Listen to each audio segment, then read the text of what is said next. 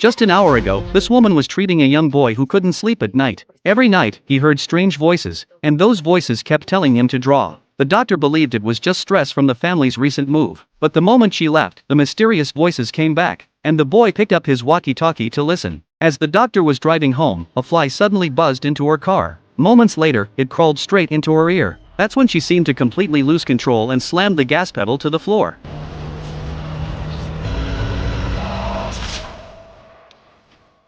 Meanwhile, the boy somehow seemed able to see the future. He drew a picture of exactly how the woman was about to die. At the same time, his father, Daniel, discovered a spot swarming with flies. Thinking nothing of it, he grabbed a can of bug spray and started spraying. Late that night, the boy was jolted awake by the strange noises again. He picked up his walkie-talkie, and suddenly one of his toys started moving on its own. Curious, he walked over and picked it up to play with it. But the moment he looked down, he saw a pair of feet. His eyes slowly followed them upward, revealing someone standing silently behind the curtain. Terrified, the boy dove under the covers.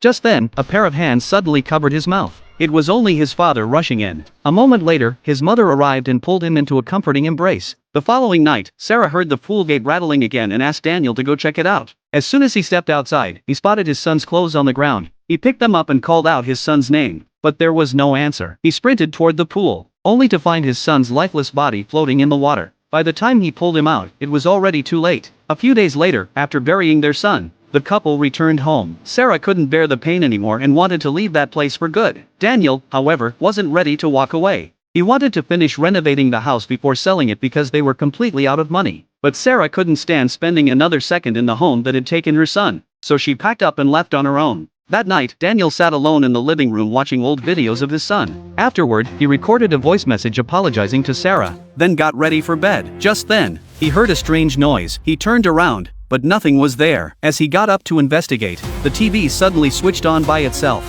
He walked over and shut it off, but the eerie sound returned. This time, he traced it to the walkie-talkie. He picked it up and called out, but no one answered. The moment he walked away, the strange voice came back again. The next morning, Daniel was jolted awake by a call from Sarah. She told him, "I couldn't understand a single word in the voice message you sent last night. All I heard were these creepy noises, and someone screaming." After hanging up, Daniel played the message again, and it was exactly as she described.